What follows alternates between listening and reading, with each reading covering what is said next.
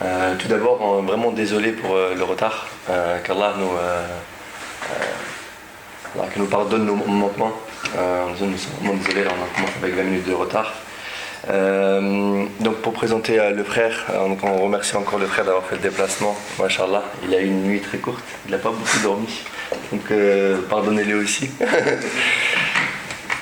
Donc le frère c'est Yann Ismail qui est donc il est titulaire d'une licence et d'un droit d'une licence et d'un master en droit et islamologie à l'université de Strasbourg. Il est actuellement en projet en fait d'une thèse donc en droit musulman. Il a étudié aussi l'arabe et le Coran pendant des stages intensifs en Égypte.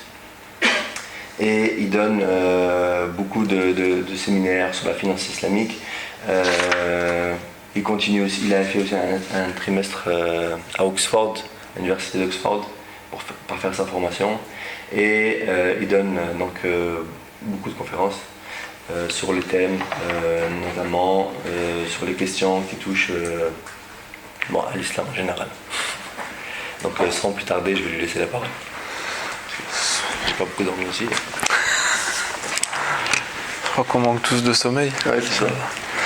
بسم الله الرحمن الرحيم الصلاة والسلام على أشرف المرسلين سيدنا محمد وعلى آله وأصحابه أجمعين ونعوذ بالله من شرور أنفسنا من سيئات أعمالنا من يهد الله فهو المهتد ومن يضلل فلن تجد له وليا مرشدا ونشهد أن لا إله إلا الله وحده لا شريك له ونشهد أن محمدا عبده ورسوله أيها الإخوة أيتها الأخوات أحييكم بتحية الإسلام تحية الإسلام السلام عليكم ورحمة الله. Bien, donc on arrive à la fin du mois de Ramadan et donc pour ceux qui étaient déjà là la semaine dernière c'était donc sur la question Ramadan, le mois de l'éthique et de la spiritualité, et le thème d'aujourd'hui c'est Ramadan, le mois de l'excellence. Donc en fait le propos d'aujourd'hui sera une continuation du propos de la semaine dernière, parce que quand on parle d'excellence, forcément c'est lié aussi à la question de l'éthique et de la spiritualité.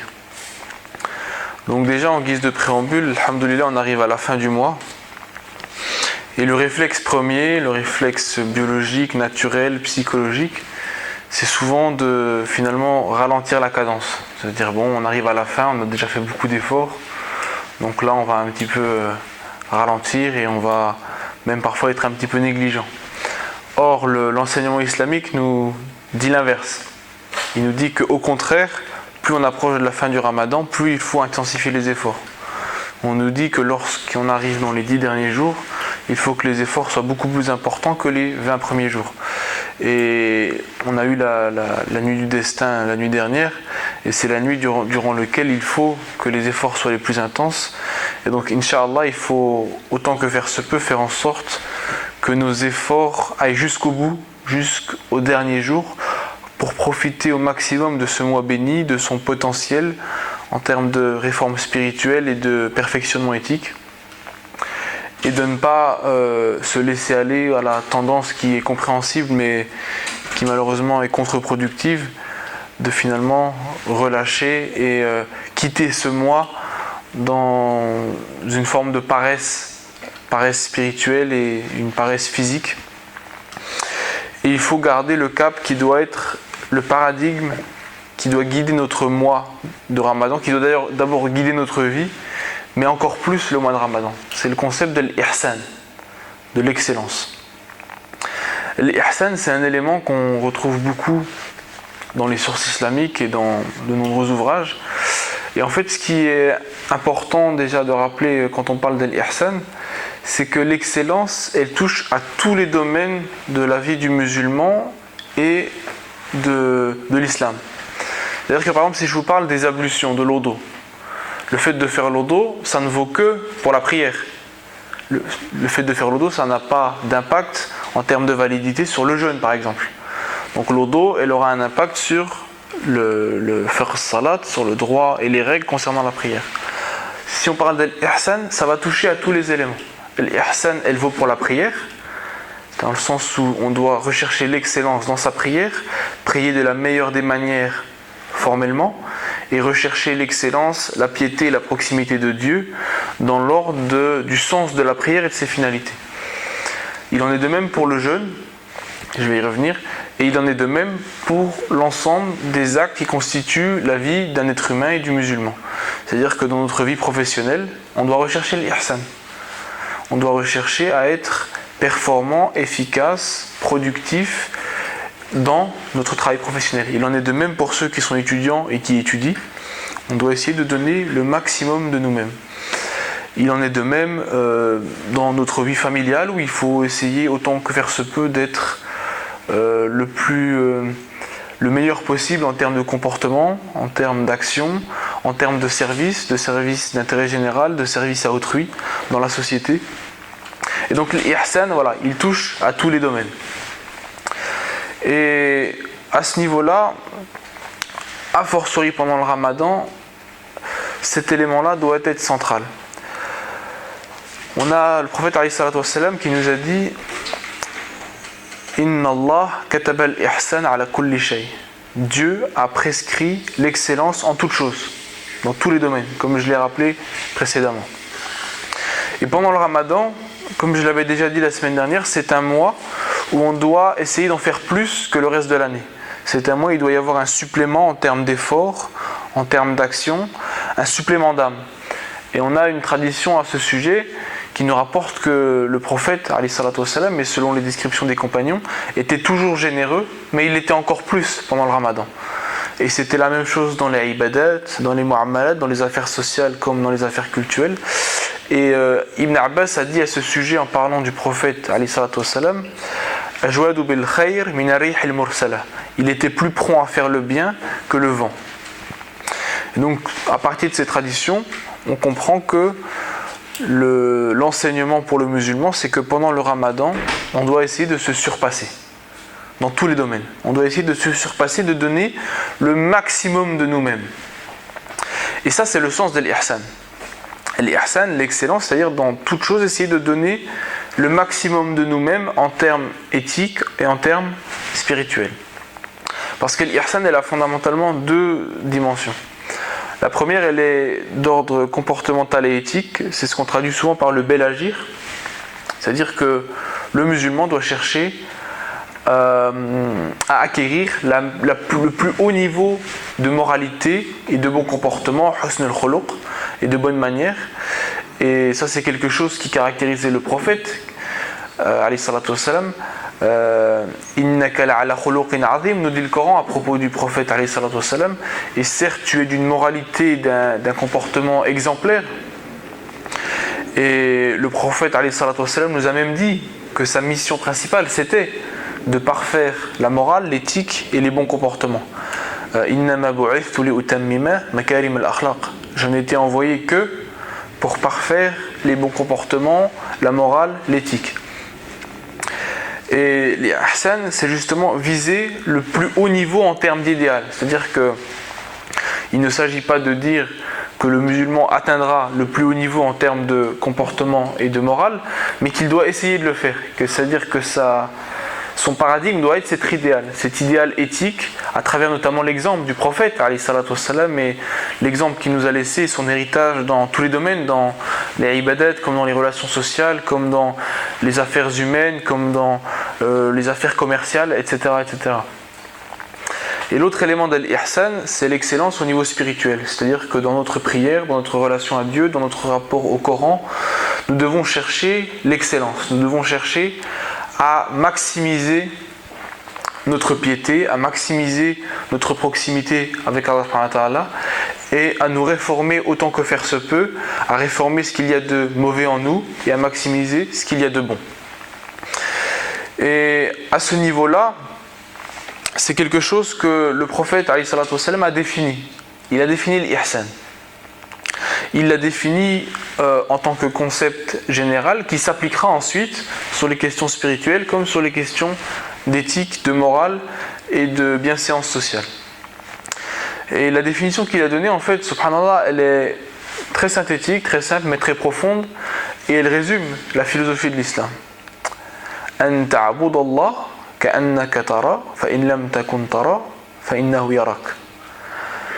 C'est le fait d'adorer Allah subhanahu wa ta'ala et d'agir comme si Dieu te voyait, car si tu ne le vois pas, lui te voit. Subhanallah. C'est résumé en quelques mots, très simples, mais très clairs. Et qu'est-ce que ça veut dire? Ça veut dire qu'en fait, dans tous nos projets, dans toutes nos actions, dans tous nos actes d'adoration, on doit essayer de mettre Allah subhanahu wa ta'ala au centre. C'est pas simplement je mets Allah au centre quand je vais à la mosquée, mais au travail, je mets Allah subhanahu wa ta'ala de côté. Et j'oublie les enseignements de la religion. Non. Je mets Allah subhanahu wa ta'ala au centre de tous mes projets. Lorsque je planifie ma vie, lorsque je m'organise, la conscience d'Allah subhanahu wa ta'ala et de sa présence doit être le premier élément et l'élément clé. L'élément clé de tout ce que je pourrais planifier.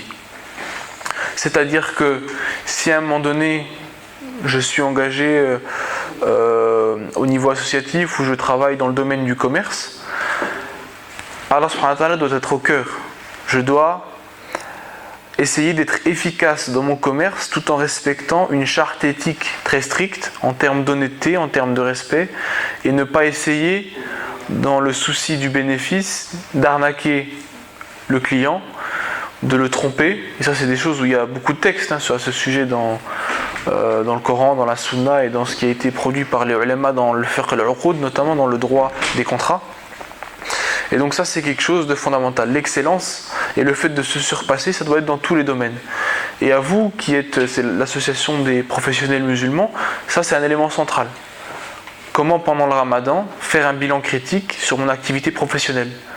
À quel moment, en étant tellement pris dans la logique marketing, dans la logique du profit, dans la logique mondaine, dans la logique simplement de la réflexion qui exige mon emploi, j'ai négligé Allah subhanahu wa ta'ala, j'ai négligé les enseignements éthiques et spirituels de l'islam, et comment pendant ce mois de Ramadan, même pendant les quelques jours qui restent, essayer de remettre ça au centre de ma vie et de mon activité professionnelle. Parce que le Coran, c'est un guide, Hudan linnas, c'est un guide pour les gens dans tous les domaines. C'est pas simplement pour la prière, c'est pas simplement pour connaître les règles en termes cultuels. Et donc à ce niveau-là, c'est fondamental de se surpasser. Et c'est pour ça que, par exemple, vous savez, il y a beaucoup de nos jeunes frères et sœurs qui ont passé le bac pendant le mois de Ramadan. Et la question se posait sur les difficultés, etc. Alors effectivement, physiquement, il y a une difficulté, on ne peut pas la nier. Et si cette difficulté arrive à un point qui peut mettre en grande difficulté la personne, il y a des possibilités d'exonération. Mais la règle, c'est qu'il n'y a pas d'exonération parce que passer un examen n'est pas une dérogation légale au fait de jeûner.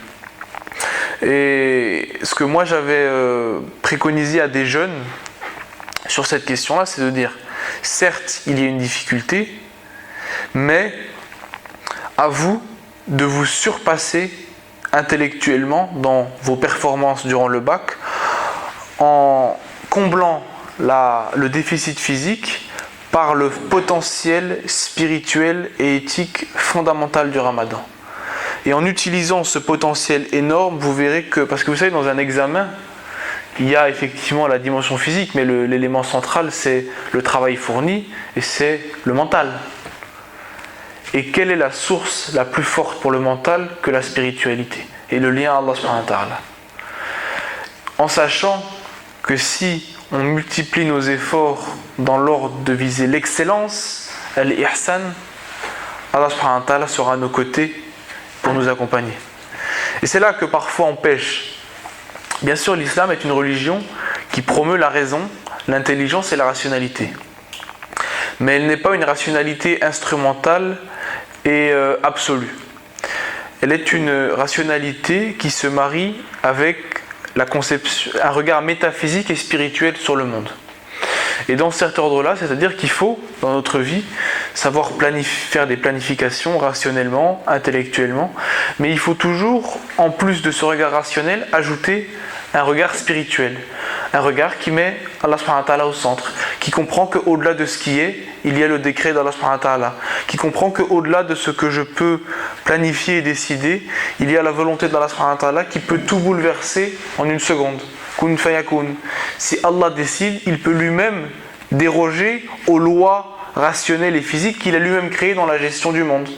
Et donc il faut avoir cette conscience-là dans tous les domaines, dans le domaine professionnel, dans le domaine de l'engagement, comme dans le cas des études. Et subhanallah, il y a eu beaucoup de témoignages de frères et de sœurs qui ont eu des résultats fantastiques en jeûnant par la grâce d'Allah subhanahu wa ta'ala. Et donc voilà, l'ihsan, c'est marier finalement l'intelligence rationnelle et l'intelligence spirituelle en vue de l'excellence en termes éthiques, spirituels et en termes de performance. Et ça, c'est quelque chose qu'on retrouve dans l'enseignement islamique, c'est-à-dire que pendant le ramadan, l'islam ne nous demande pas du tout d'être dans la paresse, d'être dans la négligence, d'être, par exemple, d'exiger des privilèges au travail ou dans l'ordre de nos études, parce que nous sommes jeûneurs. Alors cela impliquerait des dérogations, du fait qu'on aurait droit à des privilèges pour ne pas faire ceci, ne pas faire cela. Alors alhamdoulilah, s'il peut y avoir des aménagements dans certaines circonstances, c'est très bien. Je ne remets pas en cause ça. Moi je parle vraiment sur le principe fondamental, c'est-à-dire que du fait que nous jeûnons, nous ne devons pas être dans une logique de fainéantise et une logique minimaliste, mais au contraire, maximiser notre potentiel et essayer de nous surpasser. Et subhanallah, historiquement, les musulmans, ils se sont surpassés pendant le ramadan.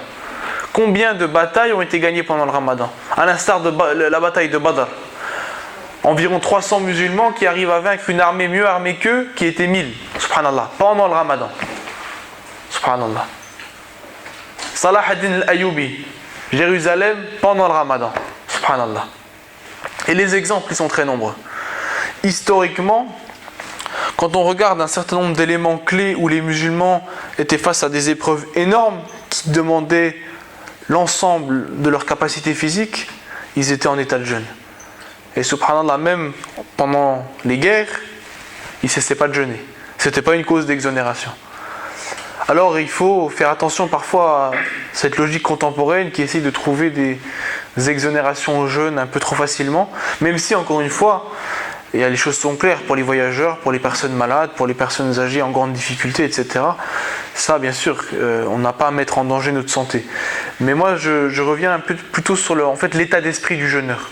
Est-ce que c'est l'état d'esprit de quelqu'un qui va être dans un esprit minimaliste ou au contraire quelqu'un qui va rechercher l'excellence et la performance?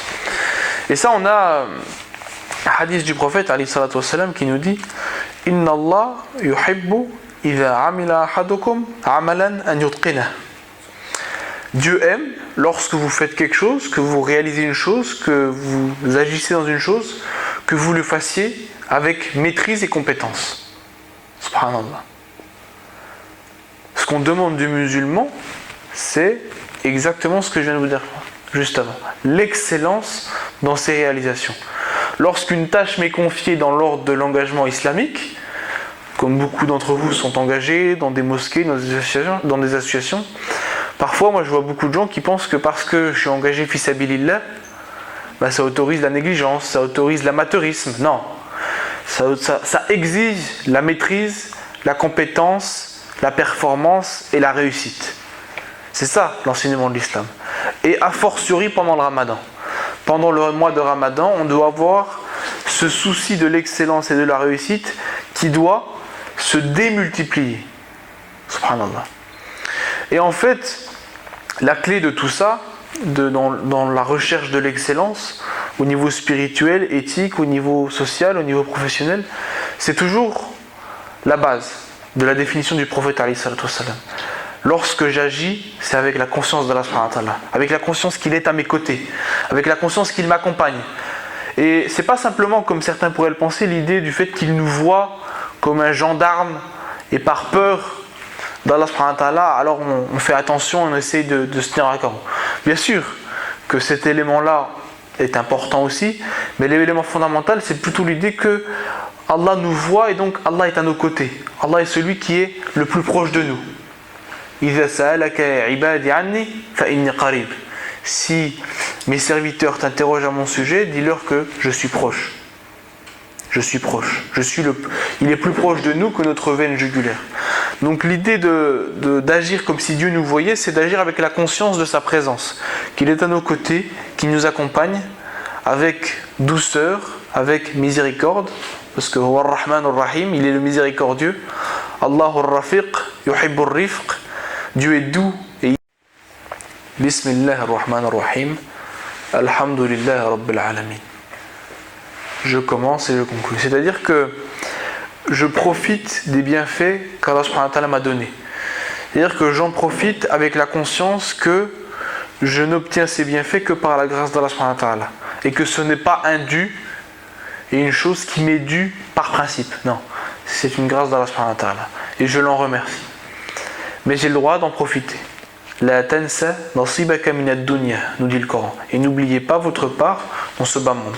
Et ça, c'est l'équilibre que promeut l'islam entre l'aspiration pour l'akhira, pour la vie après la vie, pour la vie dernière, et les aspirations de dunya qui sont aussi légitimes et que l'islam aussi encourage tant qu'elle respecte le cadre éthique de l'islam. Inch'Allah, pour conclure, comme j'arrive à la fin de mon temps et qu'on ait quelques minutes Inch'Allah pour échanger, le mois de Ramadan, le mois de la solidarité. Tout au long de ce mois, essayez d'avoir ce souci du pauvre, cette conscience du pauvre et de travailler spirituellement sur son propre égoïsme pour, dans l'ordre des relations sociales, maximiser notre potentiel éthique et aller dans le sens de l'altruisme, de donner de ses biens pour les plus pauvres. Et alhamdoulilah, essayez de faire ça jusqu'à la fin du Ramadan parce que toutes les aumônes que vous donnerez seront démultipliées auprès d'Allah subhanahu wa ta'ala en termes de récompense. Et le symbole de la solidarité du mois de Ramadan, c'est Zakat al-Fitr. Et ça sera mon dernier point, Zakat al-Fitr, qui est donc l'impôt social purificateur de la fin du mois de Ramadan. Et donc déjà, simplement d'un point de vue pratique, il ne faut pas confondre Zakat al-Fitr avec Zakat al-Mal, parce que certaines personnes le confondent. Zakat al-Mal, c'est un pilier de l'islam. C'est une obligation fondamentale qui fait partie de l'arkan al-Islam. Et ça, c'est en fait, lorsqu'on dépasse une certaine somme qu'on appelle un nisab, c'est de donner 2,5% de ses biens par an pour les purifier. Là, c'est autre chose. Zakat al-Fitr, c'est un impôt spécifiquement lié au Ramadan qui a pour but, comme pour l'autre impôt, mais là c'est dans un cadre particulier, de venir en aide aux plus démunis dans la société, aux musulmans qui vivent dans des situations de précarité, de pauvreté. Et donc là, il s'agit historiquement à l'époque du prophète, c'était mesuré en ça. Et donc c'était une certaine somme en termes de kilos. Et donc d'après l'estimation, en tenant compte du prix des aliments en France et du niveau de vie, c'est l'équivalent de 5 € par personne. Et c'est 5 € par tête.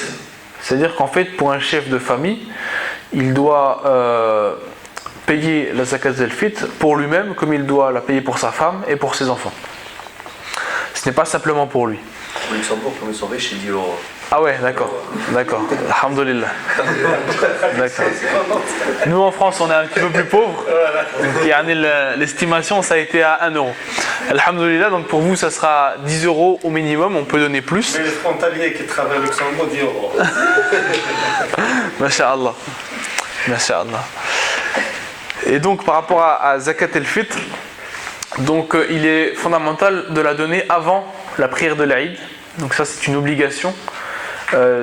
Si vous la donnez après, donc vous devez quand même la donner, mais la récompense que vous aurez sera celle d'une sadaqat et non pas la récompense de Zakat al-Fitr. Donc Inch'Allah, n'oubliez pas de la donner avant la prière de l'Aïd.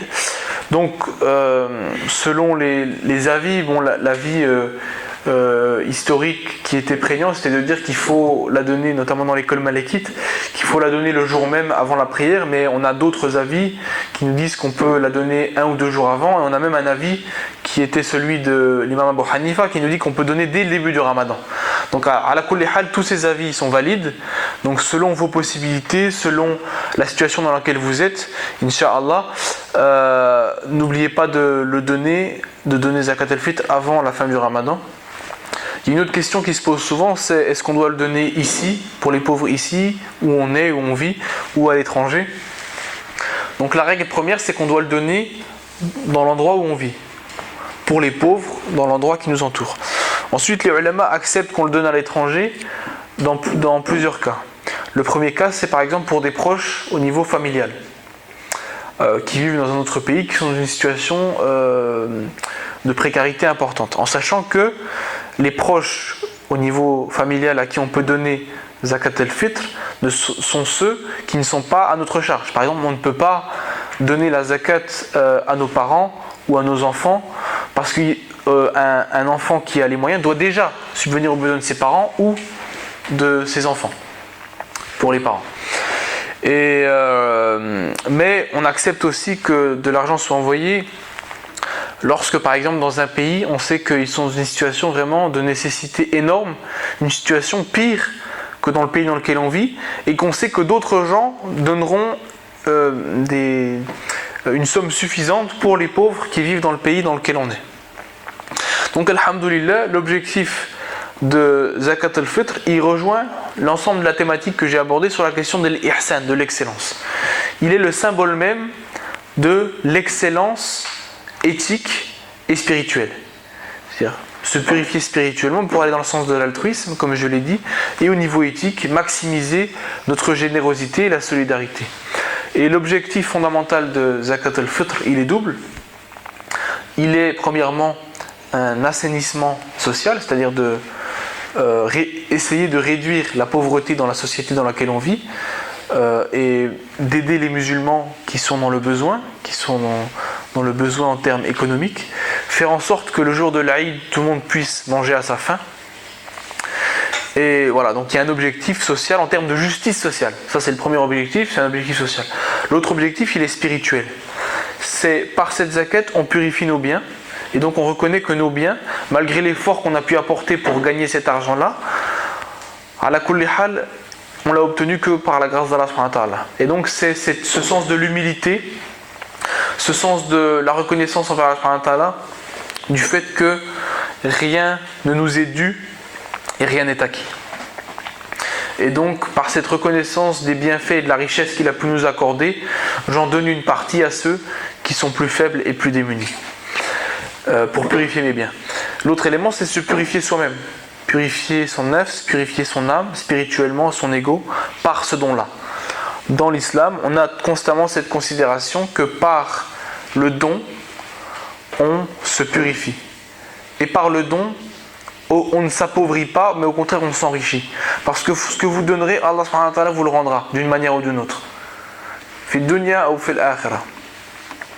Et donc, alhamdulillah, Zakat al-Fitr, qui est le symbole même de la solidarité et la générosité du mois de Ramadan, est un élément central à ne pas oublier.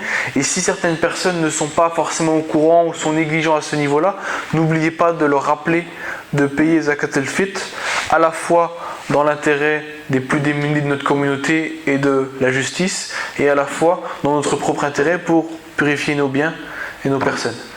Barakallahu fikum. Allah yaqabbal minna wa minkum as-siyam wal qiyam.